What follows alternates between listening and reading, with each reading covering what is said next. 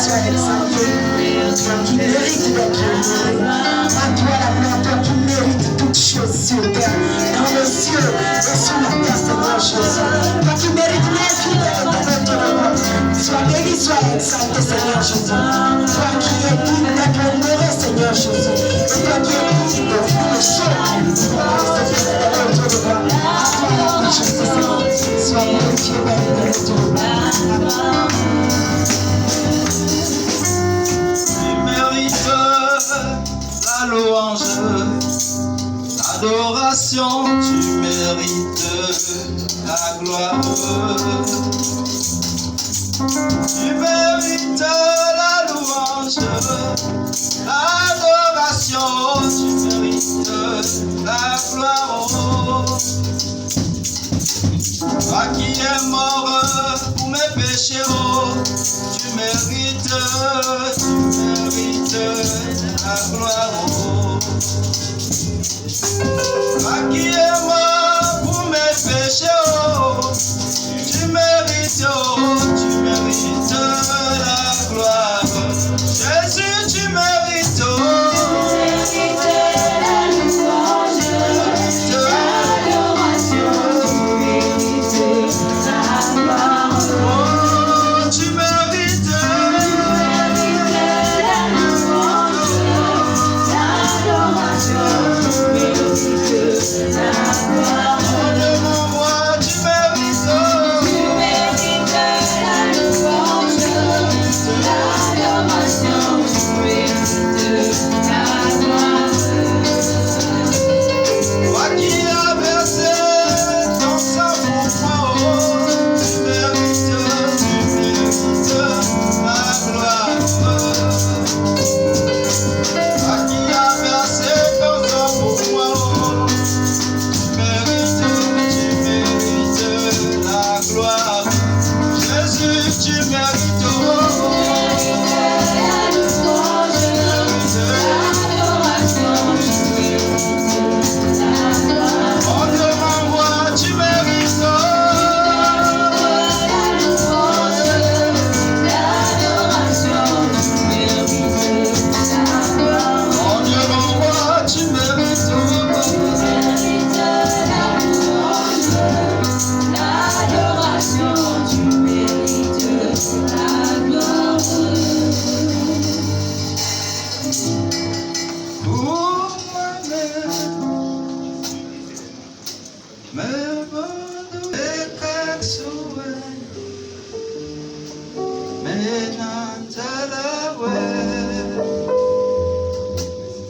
Avec des chants, nous allons confesser ce cœur en reconnaissant que c'est Dieu qui a fait de nous ce que nous sommes. C'est lui qui nous a donné une histoire qui a fait que nous soyons aujourd'hui minimumement considérés. Nous qui étions des hommes et des femmes totalement rejetés, nous pouvons le dire: oh notre Dieu, nous t'adorons, nous te levons, te glorifions, parce que tu es tout pour nous. Pour moi-même, mes banoués, mes cassoués, mes nanzalaoué, oh, pour moi-même.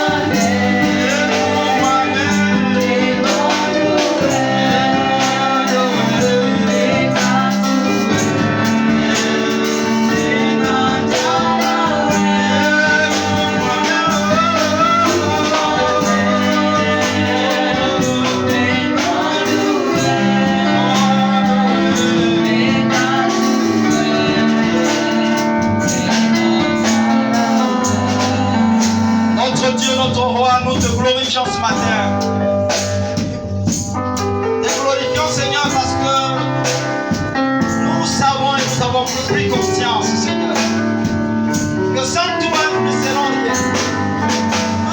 Nous avons pris conscience qu'en réalité, Seigneur, tu es celui qui nous a fait. Et ta parole déclare que tu nous as aimés le premier, tu nous as choisis, toi. Et ce matin, Dieu, comment ne pas avoir un minimum de reconnaissance quand nous voyons que pour beaucoup, et tu as appelé des ivrognes, et tu as changé leur vie. Quand nous voyons que beaucoup nous étions appelés des menteurs, tu as changé leur vie. Tu as donné sens à leur vie. Pour certains qui étaient destinés au célibat, tu as choisi le mariage comme foi, comme bénédiction, Seigneur. Et tu as changé leur histoire. Dieu, nous ne pouvons que te bénir. Te bénir parce que tu es ce que tu es. Tu es bon, Seigneur. Reçois la gloire ce matin, la gloire de ton peuple. Reçois la gloire, le gloire au milieu de saint ce matin. Reçois la gloire, mon Dieu, les cœurs reconnaissants ce matin. Et que toi, mon seul, sois magnifié. Merci. C'est au nom de Jésus que nous prions.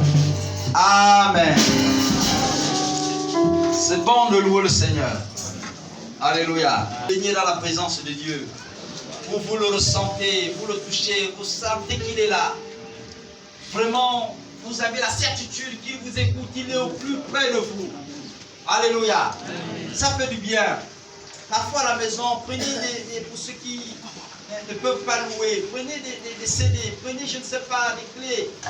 Et puis écoutez les louanges du Seigneur, des louanges édifiantes. Alléluia. Ça fait beaucoup de bien. Ça transforme l'âme, ça transforme l'homme intérieurement. Alléluia. Amen. Moi, ça me fait souvent du bien. Il y a des moments où quand je me mets à louer le Seigneur, surtout quand je suis sous la douche, j'ai l'impression que plus l'eau n'existe, plus personne n'existe. Je suis là moi-même et en présence de Dieu. Et ça me fait beaucoup de bien. En ce moment, j'entends les voix, le Seigneur qui me parle. Je sens que ça défile. Alléluia. Les anges montent, ils descendent là où je suis. Je sens que les choses se passent en ce moment-là. Amen, amen, amen, amen. Amen. Je vous dis, je me sens bien quand je loue le Seigneur. Et j'ai envie de vous communiquer ça. Si vous pouvez recevoir ça. Alléluia. Amen. Ça fait du bien d'être dans ça pour le louer. Alléluia. Amen. Oh, Jésus est magnifique. Jésus est magnifique et il a besoin des cœurs sincères, des cœurs humbles qui savent l'adorer. Alléluia. C'est tellement bien de le faire. Je ne comprends pas pourquoi David, à un moment, quand il dit, quand je suis dans la joie, quand on me dit allons dans la maison du Père. Mais là-dedans, il résidait une espèce de louange, de joie qui s'exprimait. Et puis, on dit de lui que c'est l'un des rares rois qui ne s'empêchait pas de danser, ou même devant ses sujets, devant ses premiers ministres, ses gouverneurs. Il s'affolait, il sautait de joie. Il se déshabillait dans la présence de Dieu. Il oubliait que le monde existait autour de lui, que la couronne existait. Il était là seul en présence de Dieu. C'est bien d'être dans la présence de Dieu. Ce matin, nous allons regarder ensemble un texte, enfin plusieurs textes à lire, mais étudier un thème, c'est débarrasse-toi de lui. C'est le thème de ce matin. J'ai un frère, vous comprenez pourquoi je parle de cette histoire plus tard. J'ai un frère qui s'appelle Placide. Et donc, il a pratiqué les arts martiaux, principalement le karaté. Et donc, arrivé à un certain niveau, à la ceinture marron, là, il a été appelé à faire ce qu'ils appellent, ils appellent ça le karaté spirituel. En ce moment, vous prenez des positions, vous arrivez à méditer, vous arrivez à vous concentrer. Amen. Et puis, lui, il est rentré dans cette forme de karaté, c'est-à-dire qu'il a laissé la voie normale où il suit des livres, où on enseigne les choses normalement. Et puis, il est rentré dans une phase où il s'est plongé dans le genre du mystique. Hein? Donc, il est rentré dans le karaté spirituel, où il allait maintenant chercher une autre force.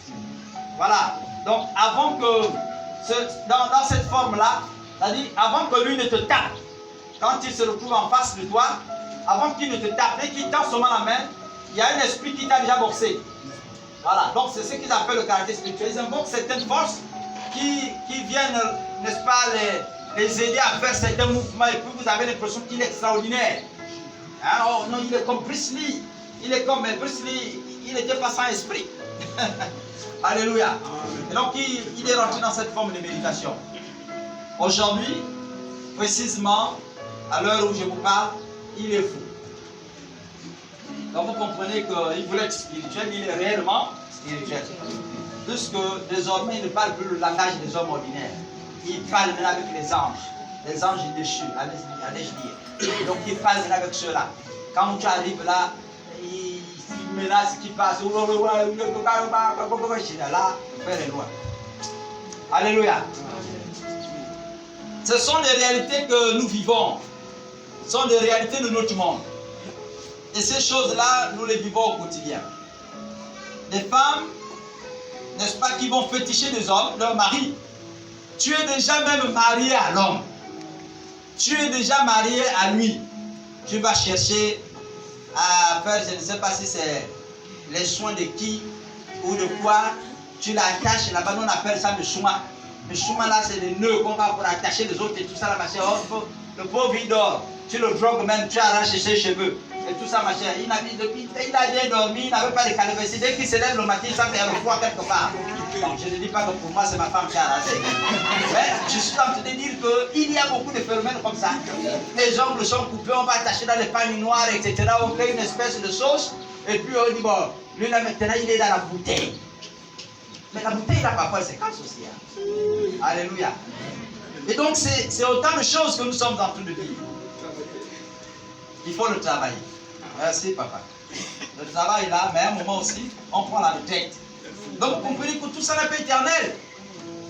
Tout ce que nous ferons là. Allons-nous donc regarder dans l'histoire de Josué. C'est l'histoire que nous allons regarder ce matin. Je vais passer joint certaines lectures.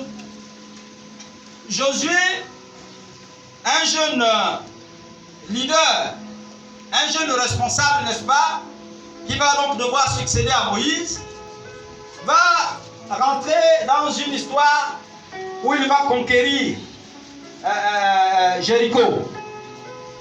C'est l'une des grandes batailles parce que Jéricho était une grande nation. Et là, Josué se prépare en présence de Dieu avec le peuple. Ils vont affronter Jéricho. Oh, Dieu accorde la victoire à Josué de manière extraordinaire. Dieu leur accorde la victoire. Et là, les liesses de joie se répandent. Le peuple vraiment jubile dans la présence de Dieu. Dieu nous a fait du bien. Il nous a livré nos ennemis. Dieu nous a fait du bien. Et là, le peuple va jubiler dans sa présence. Et puis, quelques temps après, voyez-vous, avant même qu'ils ne vont conquérir Jéricho, Dieu va leur donner certaines instructions. Quand vous lirez Josué 6, au verset 18, vous prenez les textes, vous irez les lire à la maison. Dieu va leur donner certaines instructions. Il va leur dire, il y a des objets que vous ne devez pas prendre. Quand vous allez conquérir Jéricho, ne touchez pas à ces objets. Alléluia. Amen. Il dit ne touchez rien là-bas, c'est une malédiction. Vous devez le vouer à l'interdit. Et là, n'est-ce pas, ils vont arriver, et dans le lot, un des frères, parce qu'il y en a toujours, même dans nos assemblées, il y en a qui pensent être plus malins que les autres. Un des frères appelé Akan, après la conquête, il va se retrouver là. Et il va convoiter l'or qu'il y avait autour. Il va convoiter les manteaux. Et là, quelque chose va se passer, il met la main à l'intérieur. Il va convoiter l'argent qu'il y avait là-bas. La Bible dit qu'il a pris 600 grammes d'or. C'est beaucoup. Si vous les convertissez, le gramme en Europe, il vous fait le gramme d'or au bas mot au moins 100 000 francs le gramme. Et donc, allez faire la multiplication 100 000 fois 600. Vous-même, vous allez trouver le total, vous venez d'être riche. Et donc là, le frère va donc convoiter, n'est-ce pas, ces 600 grammes d'or. Il les prend. Il va prendre l'argent qu'il avait trouvé. Je ne sais pas la quantité, on ne dit pas la quantité. Pour l'or, on avait précisé. Il va constater qu'il y avait un magnifique manteau. Vraiment, il va prendre. Vous savez, le monde nous présente beaucoup de bonnes choses. Alléluia. Le monde nous présente beaucoup de bonnes choses. Et là, il va prendre toutes ces bonnes choses-là. Il va arriver sous sa tente. Il va les mettre sous la tente. Il va le mettre sous la tente. Et là, Josué va repartir sur un autre terrain. Il dit, il y a une ville là qu'on appelle Haï. C'est un groupe de à peine peut-être 600 personnes. Donc on n'aura pas besoin de toute l'armée. Il nous suffit de faire une petite sélection. On ira attaquer ces gens et puis on va conquérir Haï. Et là, n'est-ce pas, Lorsque vous regarderez à Josué 7 maintenant, on va vous montrer cette histoire. Ils vont aller au combat et ce petit groupe, ce minuscule de personnes qu'il y avait, les ont fait fuir. Ils ont fui. L'armée d'Israël, du Dieu Tout-Puissant, s'est mis en fuite devant, n'est-ce pas, l'armée de Satan. Allais-je dire comme ça. Et là, quand Josué voit ça, il dit, ce n'est pas vrai. Seigneur, tu ne peux pas nous humilier à ce point. Tu ne peux pas nous humilier à ce point. Josué va commencer par s'alarmer. Alors que le peuple ne prend peut-être pas conscience de la gravité, Josué en tant que chef va se mettre à pleurer dans la présence de Dieu. Il va porter le deuil pour Israël. Alléluia. Et là, je suis là dans le chapitre 7, et verset 11. Vous le trouverez là-bas. Josué va commencer, n'est-ce pas, par pleurer. Et là, n'est-ce pas, il va se passer des choses. Dieu va lui dire, mais c'est pas la peine. C'est pas la peine de pleurer. J'avais voué à l'interdit certains objets. Mais il y a dans le lot un type qui a pris les objets. L'interdit a été amené, transporté du milieu de vous. Parce qu'au départ, je vous avais dit au chapitre 6 là-bas, au verset 18, que vous ne toucherez pas ça. Si vous touchez à ces interdits, que vous les amenez en Israël, tout Israël sera sous la malédiction. Alléluia. Et c'est ce que quelqu'un parmi vous a fait. Il a transporté le mal en Israël. Et c'est pourquoi Israël aujourd'hui est sous la malédiction.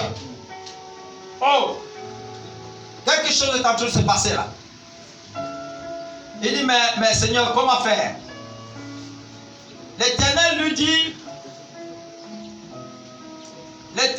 ceci. Il dit, je ne pourrai pas intervenir au milieu de vous si l'interdit n'est pas enlevé du milieu de vous. Alléluia. Il dit, je ne pourrai pas. Si l'interdit là n'est pas enlevé, moi l'Éternel, je ne pourrai pas intervenir au milieu de vous. Permettez que je me retrouve aussi dans les textes. Comme ça, nous allons faire une lecture. Il dit, je ne pourrai pas intervenir. Tu me poses la question, si et seulement, n'est-ce pas, moi, vous ne m'enlevez pas ce mal.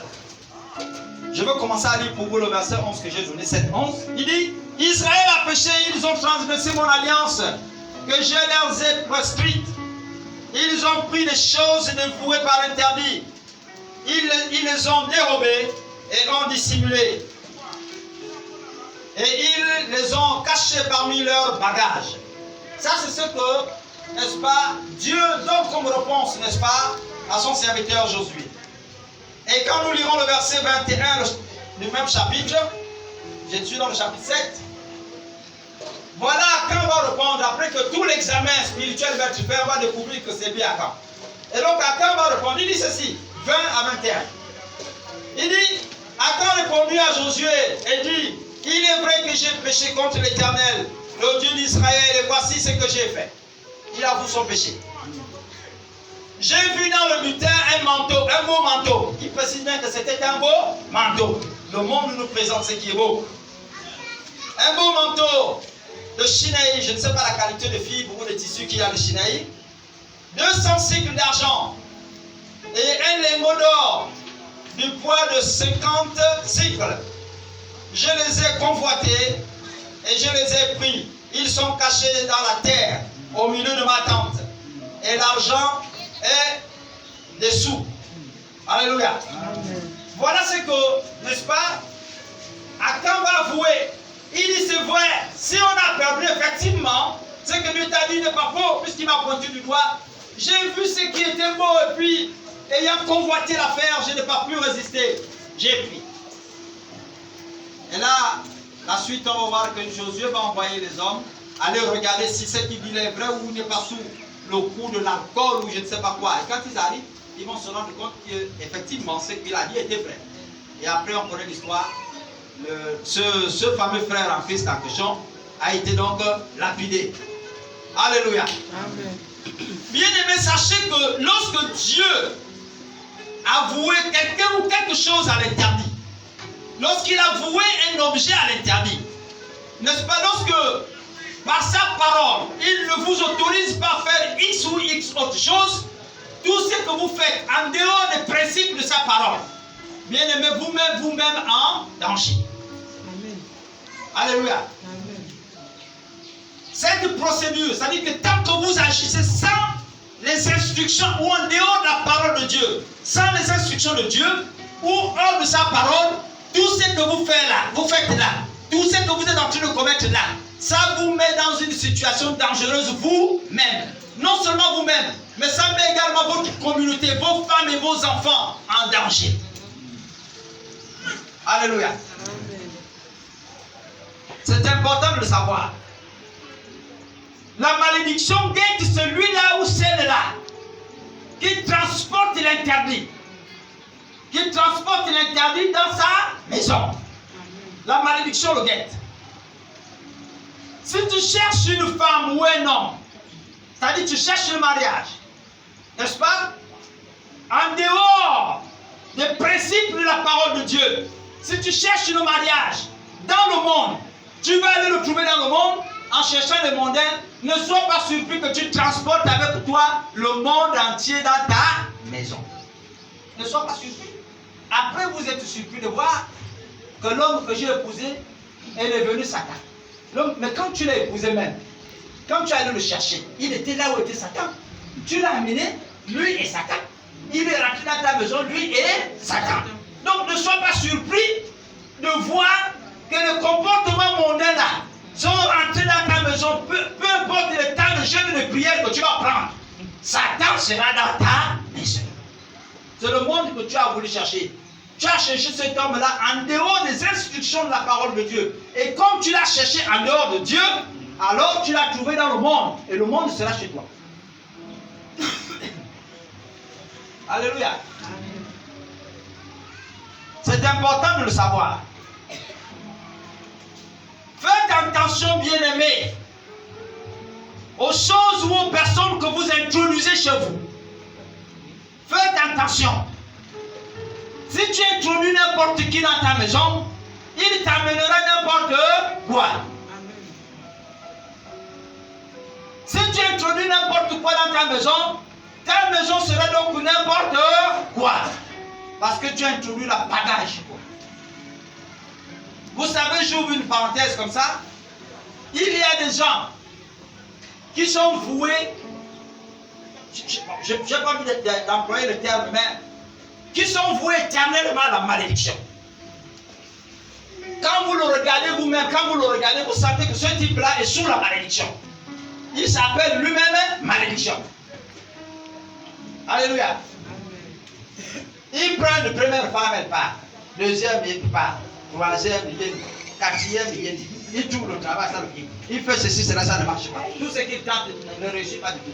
Quand vous regardez le gars, vous dites, moi, tu as appris, tu as tout, tu es beau. Qu'est-ce qui se passe? Ce type-là, dès que tu le regardes, tu sens qu'il y a quelque chose qui ne va pas. Il est sous malédiction. Peu importe ce que vous ferez pour cet homme, vous pouvez penser que c'est un mignon chat. Et donc on peut le baigner, le faire une petite toilette, une petite caniche ou un caniche, je ne sais pas trop. On peut le faire une petite toilette, il va dormir avec nous sur le lit. Ce type-là ne changera pas. Quand minuit arrivera, il va se déguiser en vampire. Il vous croquera.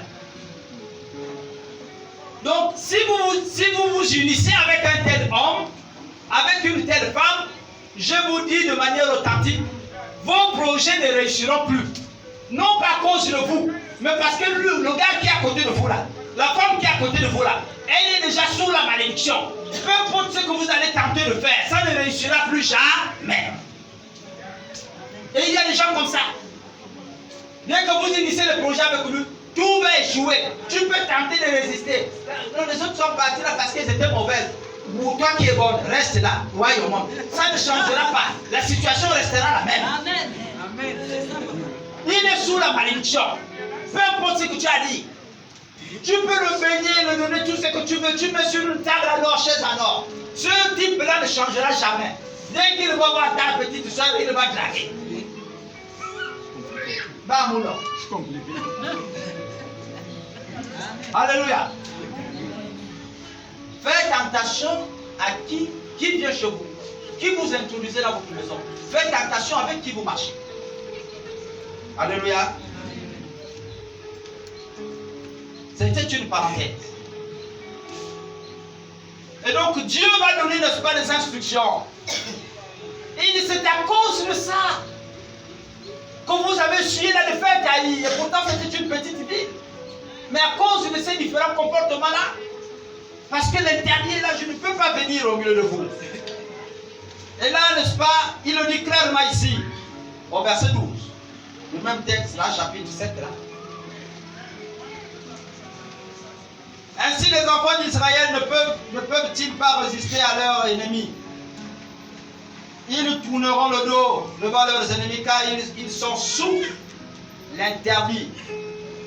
Je ne serai plus avec vous si vous ne détruisez pas l'interdit du milieu de vous. Alléluia. C'est le chapitre 7, le verset 12. Il dit, je ne serai plus avec vous si vous ne détruisez pas l'interdit qui est au milieu de vous là. Je ne serai pas avec vous. Aussi longtemps que tu gardes l'ennemi dans ta maison, aussi longtemps que tu gardes, n'est-ce pas, l'interdit chez toi, que tu entretiens le péché comme étant une vie normale, aussi longtemps que tu l'entretiens, mon frère, ma soeur, Dieu n'interviendra jamais dans ta vie. Alléluia. Vous savez, l'histoire du fils prodigue, lorsque nous la lisons, on voit plusieurs paramètres. Ce matin, Dieu me disait,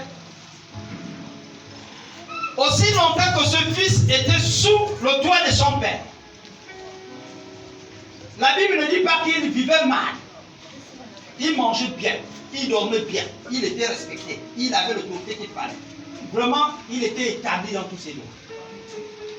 Dès que ce fils a quitté la maison paternelle, il a dit, je m'en vais, papa, ta surveillance là, ça me dépasse. Avant de dépenser 100 francs, tu as pris combien? Dis-moi exactement ce que tu as fait avec ça. Ça, moi, je n'en peux plus là. Je suis maintenant mature. Je suis grand. C'est ce que beaucoup d'entre nous font. Je suis grand maintenant, j'ai besoin de mon indépendance. On lui a donné son indépendance. Le père a dit, dès que le gars est parti de là, il a commencé à manger la nourriture de cochon. Est-ce que vous comprenez ça? Et le Saint-Esprit disait ce matin, il dit, aussi longtemps que les fils sont sous le toit de leur père, ils bénéficient de la protection du père. Mais dès que tu quittes, c'est-à-dire que dès que tu vas chercher ta bénédiction ailleurs, en dehors du toit de papa, Dieu ne peut plus t'assurer sa protection. En ce moment, tu vas te faire assurer la protection par les lieux étrangers que tu allais chercher. Alléluia. C'est pourquoi quand ça te passe là-bas, tu entends une voix que tu n'entendais pas. Les langues que tu n'écoutais pas. Alléluia. Dieu ne te protège pas quand tu n'es pas sous son toit. C'est quand tu es dans sa maison qu'il te protège. Et c'est pourquoi ici, il dit, comme vous avez des objets interdits, je ne peux pas venir intervenir. En d'autres termes, je me suis éloigné de vous. Quand Dieu est loin de vous, il ne peut pas intervenir. Quand le Père est loin de vous, il ne peut pas agir. Alléluia.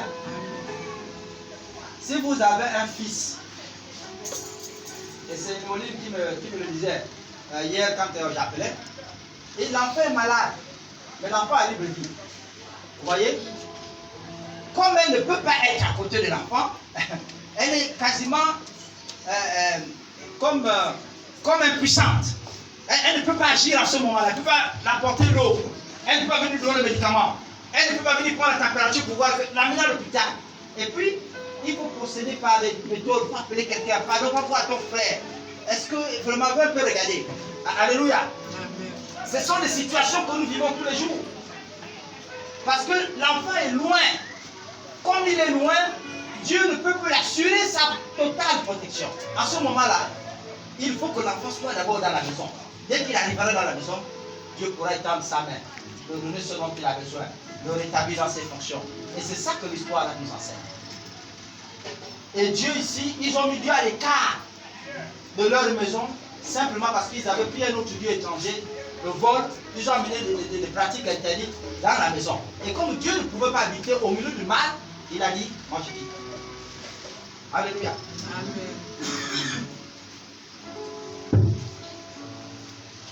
Bien-aimé frère, si tu ne te débarrasses pas de lui, c'est-à-dire du péché que tu entretiens,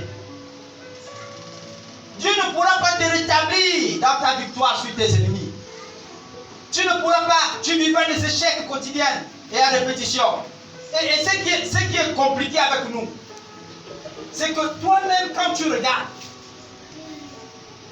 tu vois bien que la situation là, elle n'était pas favorable. Tu ne prends que d'échec en échec. Attends. Tu prends le salaire, tu finis avec le vin. Le matin, tu cherches quoi manger. Tu vas t'embêter. On t'amène devant les tribunaux parce que tu n'as pas payé les dettes. Ainsi de suite et tout. Dès que la fin de mois arrive, tu as gagné le salaire, tu repars encore, prendre le vin en question, tu le bois encore. Ou même quand tu regardes, toi-même, tu ne peux plus t'habiller. Manger, tu ne manges pas. Tu as maigri au yabou. Tu n'arrives pas à comprendre que ce qui me tue là, c'est l'affaire là. Mais nyanglo. Toi-même, tu ne peux pas voir que ce qui est en train de me tuer là, c'est l'histoire là. À cause de l'homme, là, tu es en train de perdre le temps. Il vient, il te gifle, c'est pas gifler. Il sort tes soirs, c'est pas sortir. Il te ment, ce n'est pas mentir. Toi aussi, que c'est un amour. Tu me tues jusqu'à quand? Tu vas mourir la vieille. Il ne t'épousera jamais, c'est un bandit. Mais à un moment donné, devant certaines situations de péché, les amis, la Bible est claire en ce qui concerne le péché. La Bible ne dit pas que Dieu est venu mettre le péché à côté. Non, la Bible dit que Dieu est venu ôter le péché. On dit voici l'agneau de Dieu qui ôte le péché du monde. Parce qu'il savait que le péché était une mauvaise chose. Il fallait l'extirper, il fallait l'enlever de là. Il ne négocie pas en ce qui concerne le péché. Il est mort pour le péché parce qu'il sait que le péché est dangereux. Et il y a des moments où il faut même prendre des délais. Vous prenez des délais avec Dieu. Seigneur, je le donne jusqu'à cette année-ci. Je prierai pour lui, je fais ma part, Seigneur. Je 12 mois de prière. Dès que nous dépassons le 12e mois de prière, Seigneur, si je n'ai pas vu clair, si ce homme-là n'a pas changé, ça veut dire que ce n'est pas ta volonté. Je quitte là. C'est pas la peine de laisser. Mais tu vas mourir pour une vieille, les cheveux blancs. Dans la maison. Parce qu'après tout ce parmi-là, nous les hommes, il va aller encore chercher notre vieille, il va t'écrire quelque part, il va trouver. Bon, c'est parce qu'ils sont nombreux, non, on n'est pas nombreux. On n'est pas nombreux, non, nous comptons sur le bout des doigts. Donc, ceux qui sont nombreux, c'est Alléluia.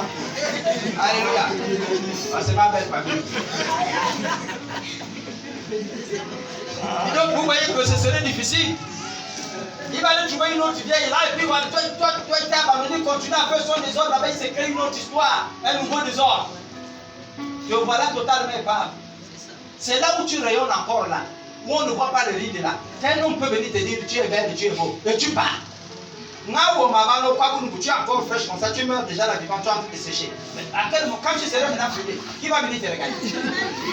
Il y a des moments où il faut vous arrêter. C'est un moment où il faut vous arrêter. Le péché, on ne négocie pas avec ça. Vous comprenez? Le péché, on ne négocie pas avec ça. J'étais peut-être un peu véhément, mais le péché, on ne blague pas avec ça. Ce n'est pas un camarade avec qui on peut blaguer. Donc vous ne pouvez pas être sous la sécurité de Dieu, bénéficier de Dieu, si et seulement Dieu est loin de vous. Si vous entretenez d'autres dieux, vous ne pouvez pas bénéficier de sa grâce. Il ne vous fera jamais cette grâce-là. Alléluia. Les grâces de Dieu ne peuvent couler sur toi, avoir le pouvoir sur toi, que lorsque tu es dans la maison de Dieu. C'est à ce moment que les grâces de Dieu coulent sur toi. Mais si tu es hors de la maison, tu te retrouves partout dans la nature.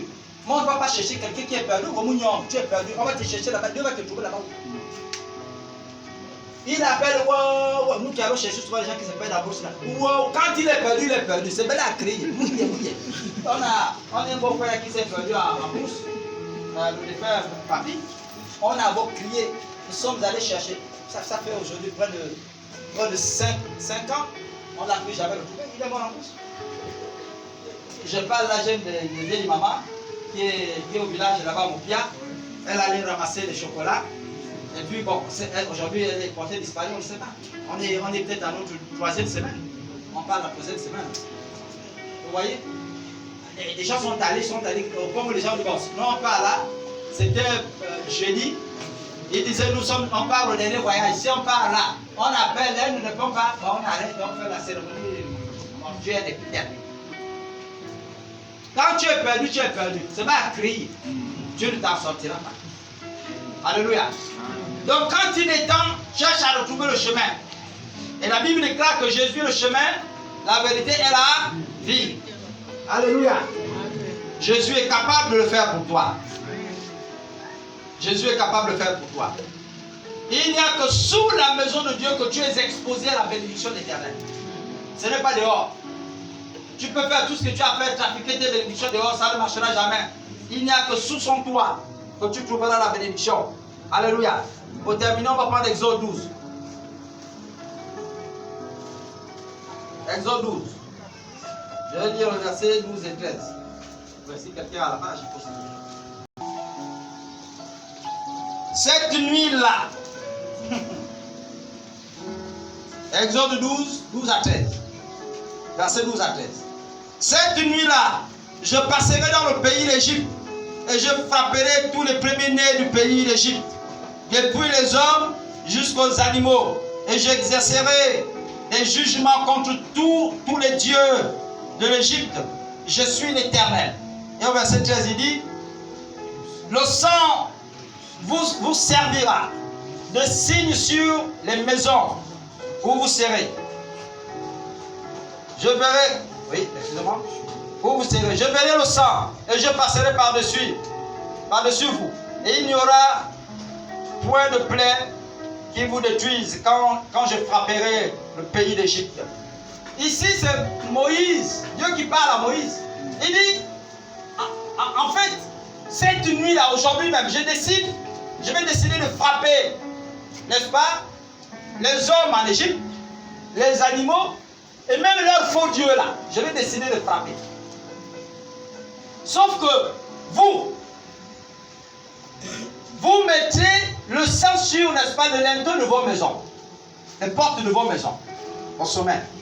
Quand je passerai et que je verrai le sang là servira de signe. Alléluia. Il dit, quand je veux passer et que je vois le sang, je comprendrai à ce moment-là que ceux-là, ils m'appartiennent. Alléluia.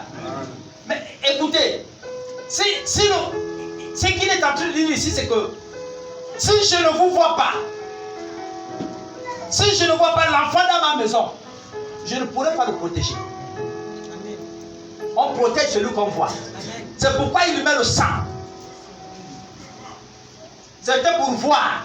Dès qu'il voyait le sang, il sait que lui là, c'est mon fils, il m'appartient, il est là à côté de moi.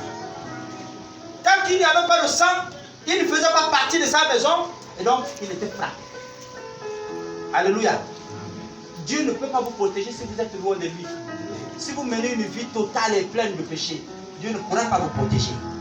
Vous ne pourrez bénéficier de la grâce de Dieu, la protection de Dieu, que si et seulement, n'est-ce pas, vous restez dans sa maison. Que l'Éternel Dieu vous bénisse et qu'il bénisse sa parole.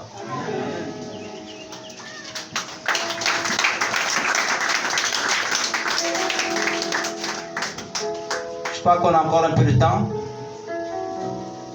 Je vais passer rapidement aux quelques annonces que j'ai ici.